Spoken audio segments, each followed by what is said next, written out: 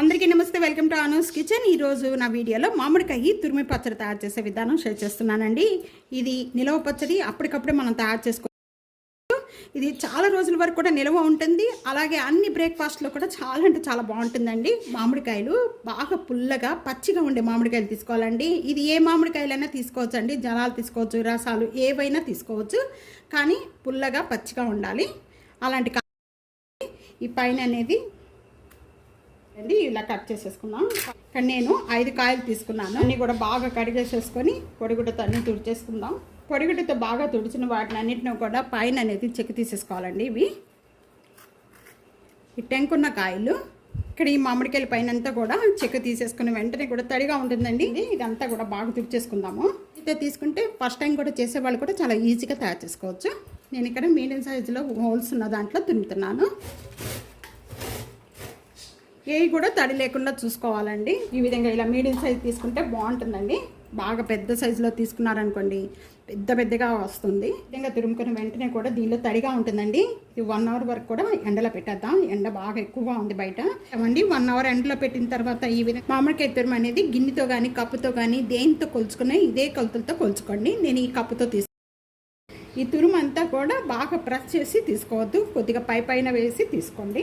1 cup అయింది. 2 కప్పులండి, 2 కప్పులు 4 అండి. 4 ఈ కప్తో మొత్తం కూడా ఈ తురుము అంతా కూడా 4 కప్పులు అయినాయి.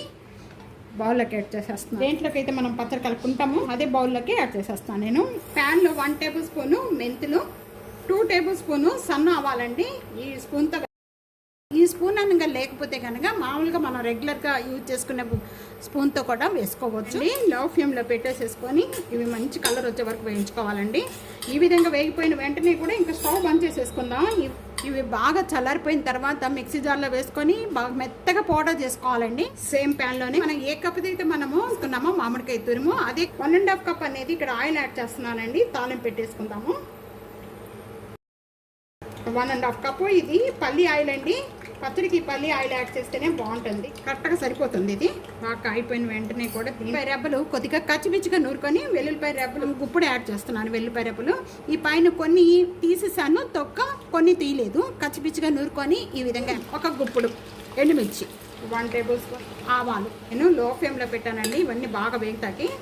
ఈ విధంగా వేగిపోయిన వెంటనే కూడా ఇంకా మనం స్టవ్ బంద్ చేసేసుకుందాం. 1/2 టేబుల్ స్పూన్ అండి ఇంగువ, కరివేపాకు యాడ్ చేసుకుందాం. చల్లారిపోయిన తర్వాతే పచ్చళ్ళలో కలపాలి. వేడి మీద మాత్రం కలపొద్దండి. 1 స్పూను పసుపు యాడ్ చేస్తున్నాను. సేమ్ కప్పుతోనే ఒక 1/2 కప్ అనేది సాల్ట్ యాడ్ చేస్తున్నాను. మనం మిక్సీ జార్ పట్టుకున్న మెంతి పిండి, ఆవు పిండి ఈ 2 కూడా యాడ్ చేసేస్తున్నాను. బాగా మెత్తగా చేసుకోవాలి. మనము సేమ్ కప్పుతోని ఇక్కడ ఫుల్గా తీసుకున్నానండి. కారం యాడ్ చేసిన వెంటనే కూడా ఇదంతా ఒకసారి బాగా కలిపేసుకుందాము. ఈ విధంగా పట్టించిన వెంటనే కూడా ఇక్కడ ముందుగా మనము తాను పెట్టుకుందంతా కూడా బాగా చల్లారిపోయింది. చూస్తున్నారు కదా, బాగా చల్లారిపోయిన వెంటనే కూడా దీంట్లో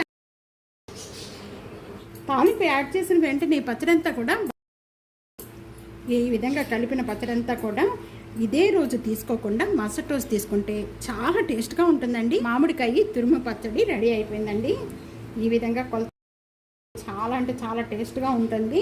ఇదే రోజు మనం కలిపిన రోజే తీసుకోకుండా మరుసటి రోజు తీసుకున్నారనుకోండి అసలు చాలా టేస్ట్గా ఉంటుంది. ఎయిర్ కంటైనర్లో కానీ లేకపోతే జాడీలో కానీ తీసుకొని చాలా రోజుల వరకు కూడా ఈ పచ్చడి నిల్వ ఉంటుంది. ఇదే విధంగా ట్రై చేయండి కొలతలతో. ఇదే ట్రై చేసి మీకు ఎలా ఉందనేది నాకు కామెంట్స్లో అనుకుంటున్నాను. వీడియో నచ్చితే కనుక ఫ్యామిలీకి ఫ్రెండ్స్కి వీడియోని షేర్ చేసి వీడియోని లైక్ చేస్తూ ఉండండి. సబ్స్క్రైబ్ చేసుకోండి. Thank you for watching.